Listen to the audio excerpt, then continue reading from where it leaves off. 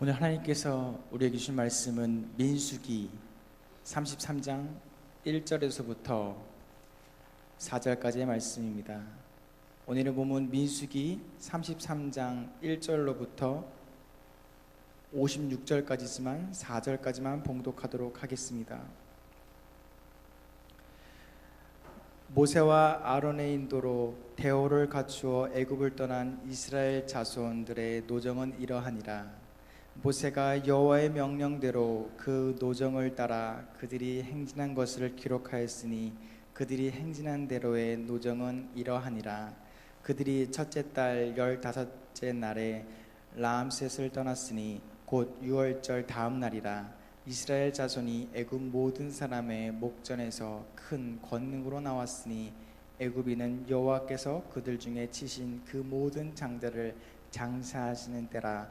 여호와께서 그들의 신들에게도 벌을 주셨더라. 아멘.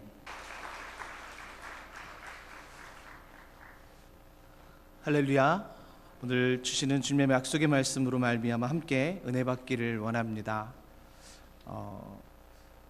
꼭 설명은 필요 없겠지만 오늘 기도는 우리 김명태 청년이 순서였고 또 기도문을 잘 작성하였습니다. 그러나 지금 너무 아파서 오지를 못해서 기도문을 보내주었습니다. 그래서 우리 하늘청 회장, 우리 김하은 청년이 대신 기도를 읽게 되었습니다. 우리 김영태 청년을 위해서 기도해 주시길 부탁드립니다. 오늘 말씀은 이스라엘 백성들이 출애굽하여서 이제 요단 동편 모압 평원에 이르기까지의 그 긴 여정을 아주 소상하게 보여주고 있습니다. 우리가 읽은 말씀은 1절부터 4절까지지만 오늘 본문의 모든 과정은 1절부터 49절까지의 말씀이고 또 그 과정을 통하여서 하나님께서 이스라엘 백성들을 출애굽시키시고 또 가나안까지 그 과정 동안에 하셨던 모든 일들을 기록하고 있습니다.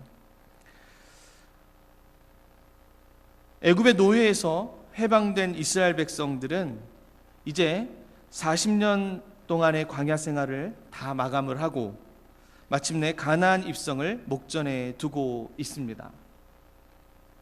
그동안의 이스라엘은요, 죽음과도 같은 그 수많은 사막 지역과 또 광야에서 정말 온갖 어려움을 겪으면서 여행을 하게 되었습니다. 그 가운데서도 오늘 본문 가운데에는 이스라엘 광야에서 장막을 쳤던 약 41개의 지명이 소개되고 있습니다. 이 지명들은 모세가 오늘 하나님의 명령을 받들어서 기록한 곳들입니다. 그렇기 때문에 이 외에도 더 많은 지명들이 있을 것이고, 그렇지만 오늘 이 본문에 언급된 지명들은 특별히 기억하고 또 기념되어야 할 지명이고 장소이기 때문에 오늘 하나님께서 기록하라 명하신 줄 믿습니다. 사실 풀 한 포기조차 나지 않는 곳, 또 물 한 방울조차 쉽게 구할 수 없는 그러한 어려운 광야 가운데에서 무려 200만이나 되는 그 많은 백성들을 먹이고 입히신 그 하나님의 사랑하심, 그리고 온갖 기후의 악조건 속에서도 또 이방인들의 침략의 위협 속에서도 이스라엘 백성들을 계속해서 지키신 그 하나님의 긍휼하심, 그리고 여전히 출애굽에 대한 그 원망과 불평 그리고 불신으로 하여금 범죄하고 있는 이스라엘 백성들을 그래도 시련 가운데에서 연단하신 그 하나님의 사랑하심 등, 곧 선택하신 이스라엘 백성들을 향하신 그 아버지의 한없는 사랑이 이 말씀 가운데에 적나라하게 드러나게 되는 것입니다. 오늘 말씀을 통하여서 정말 출애굽 여정을 닮은 광야와 같은 삶을 살아가고 있는 바로 저와 여러분들, 그러나 광야에서 끝나는 것이 아니라 바로 하나님 나라를 향해서 소망을 품고 있는 저와 여러분들에게 귀한 메시지가 될 줄로 믿습니다. 오늘 읽진 않았지만 8절 말씀에는 이렇게 기록하고 있습니다. 하이롯 앞을 떠나 광야를 바라보고 바닷 가운데를 지나 에담 광야로 사흘 길을 가서 마라에 진을 치고. 할렐루야, 아멘. 이스라엘 광야 40년은요 하나님의 역사하심의 연속인 줄로 믿습니다. 할렐루야. 곧 하나님의 역사하심이 계속된 여행이었다라는 사실입니다. 하나님은 살아계시고 살아계시기에 그 백성들과 함께 하셨다라는 말씀입니다.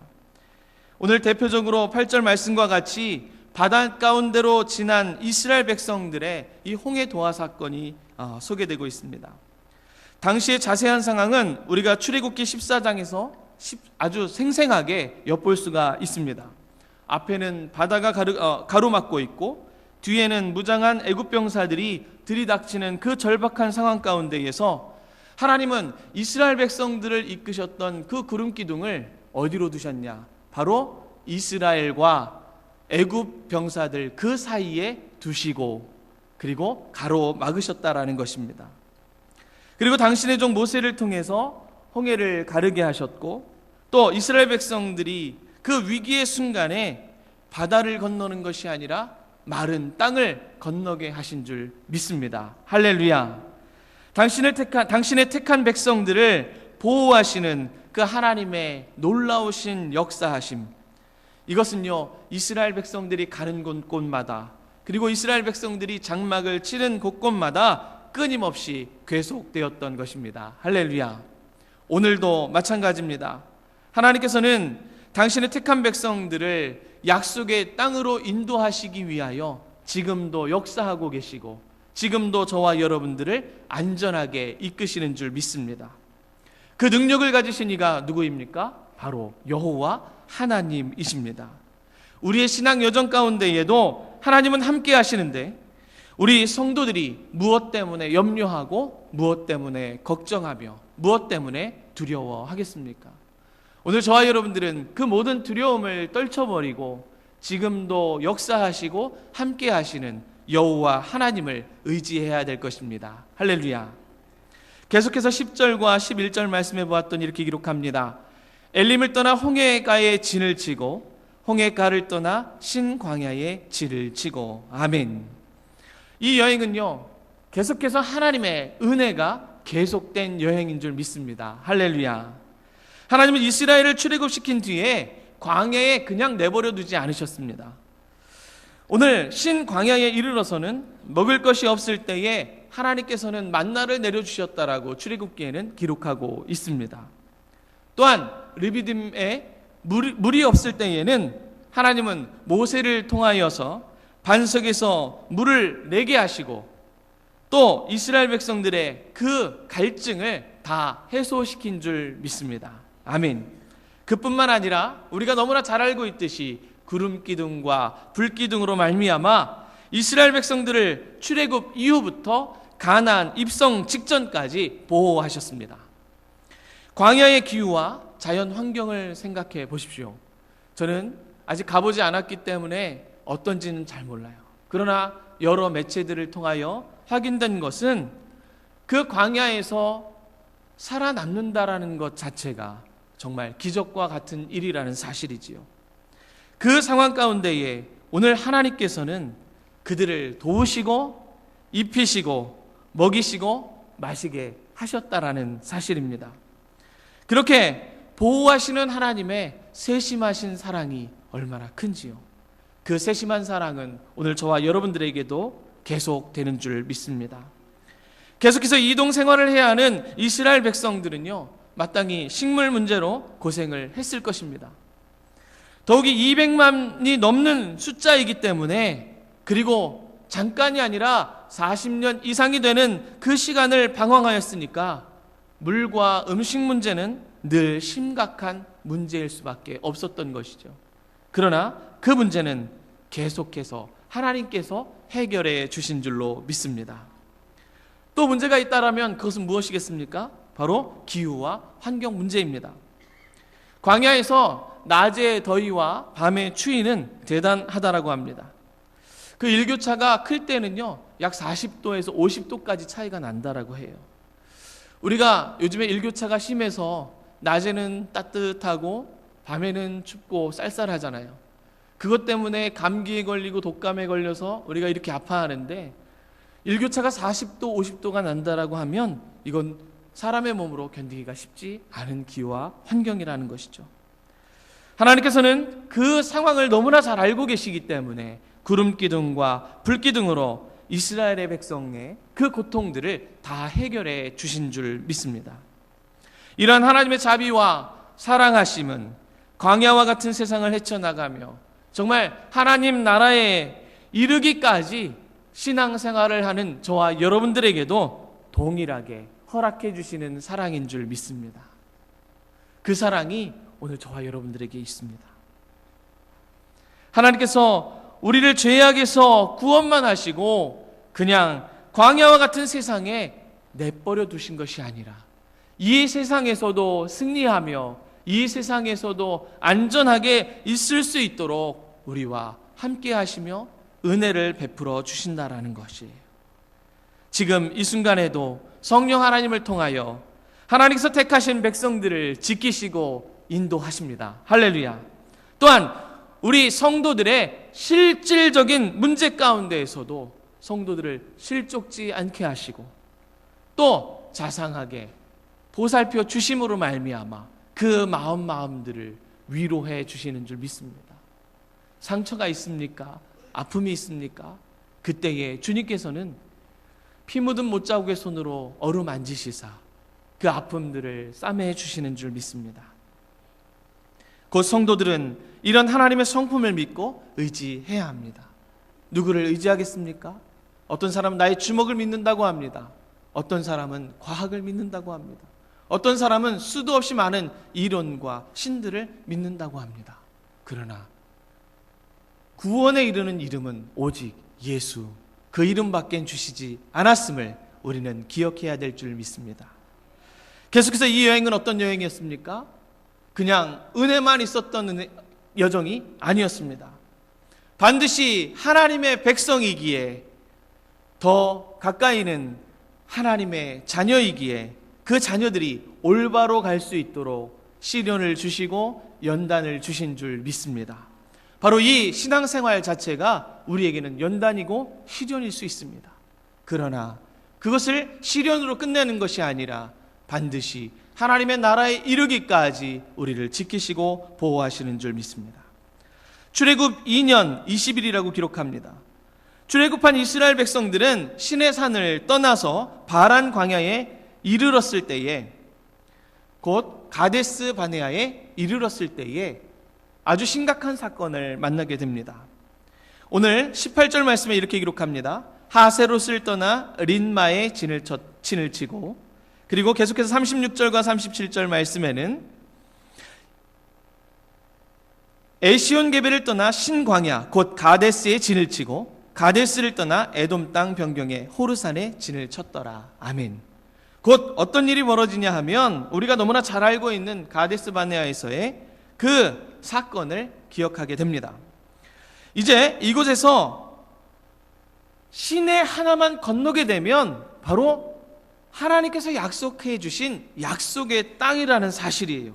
그런데 이곳에서 하나님께서 허락해 주신 그 약속의 땅을 눈에 보면서도 불평을 하고 원망을 하는 우리의 모습을 또한 발견하게 되는 것입니다. 사실 이 가데스 바네아에서 이 시내까지는요 약 130km가 떨어져 있었고 사람의 걸음으로는요 넉넉히 일주일이면 충분히 건너갈 수 있는 시간 거리였다라는 것이죠. 그런데 이곳에서 이스라엘 백성들은 물이 없는 것 때문에 하나님 앞에 범죄하게 되는 것입니다.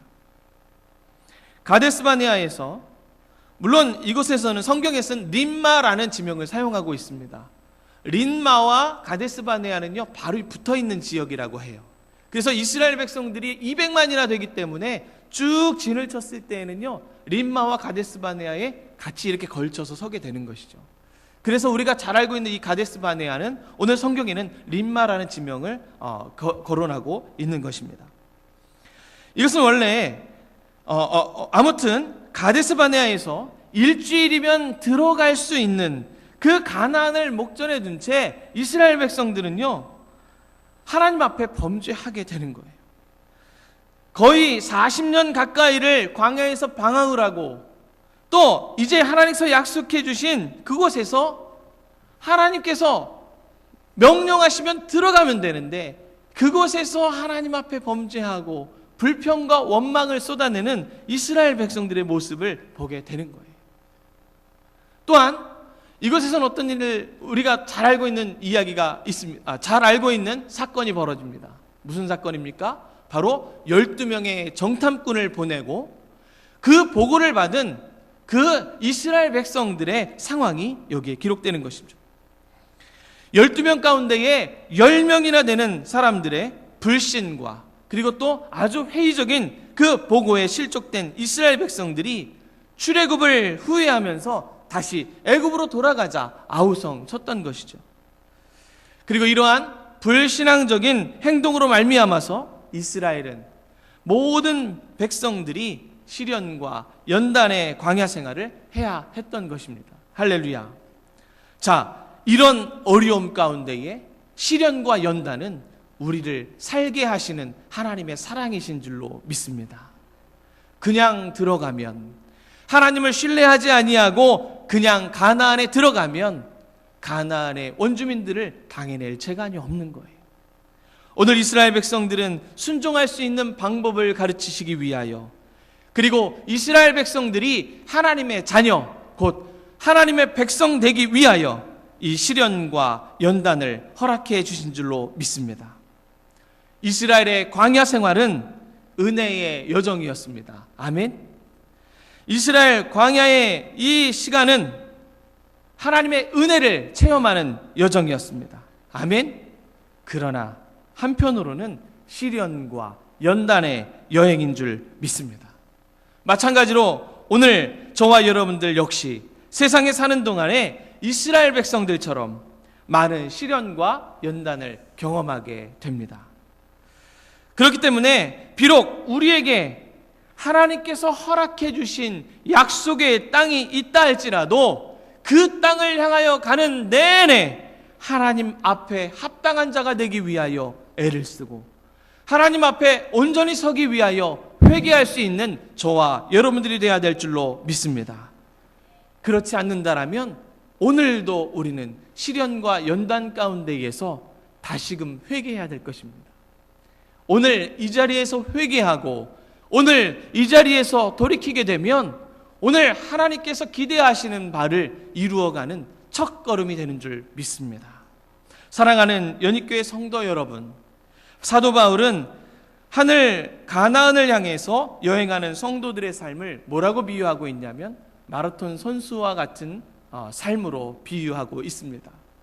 또한 뭐라고 얘기하고 있냐면 하늘 시민의 삶이라고 비유하고 있습니다. 누가 그러더라고요. 인생은 마라톤이니까 쉬엄쉬엄 해. 그런데 마라톤 선수들의 상황을 보았더니 절대로 쉬엄쉬엄 하지 않습니다. 2시간이 넘는 시간 동안 최선을 다해서 달리는 거예요. 여러분들 100m를 몇 초에 달리십니까? 10초? 세계 기록에 가까운 기록입니다. 대부분의 건강한 고등학생 아이들이 뛰는 속도로는요, 약 13초 정도, 정말 죽을 힘을 다해서 달릴 때 13초 정도를 달려요. 100m를. 그런데 마라톤 선수들은요, 2시간이 넘는 시간 동안에 계속해서 17초에 100m를 달려야지만이 2시간 정도의 도착지에 도달할 수 있다라는 거예요.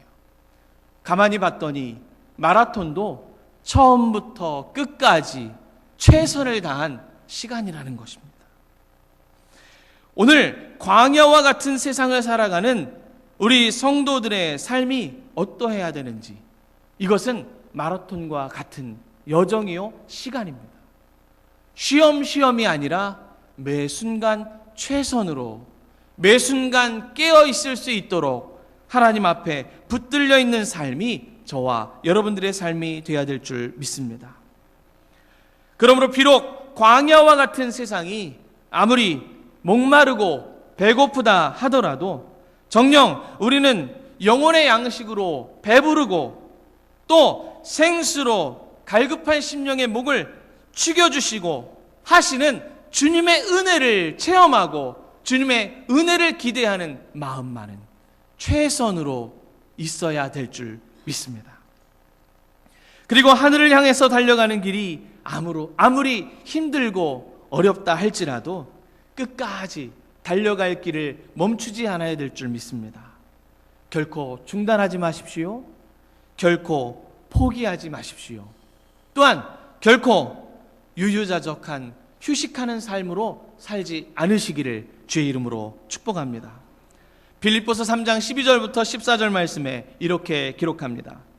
내가 이미 얻었다 함도 아니요 온전히 이루었다 함도 아니라 오직 내가 그리스도 예수께 잡힌 바 된 그것을 잡으려고 달려가노라.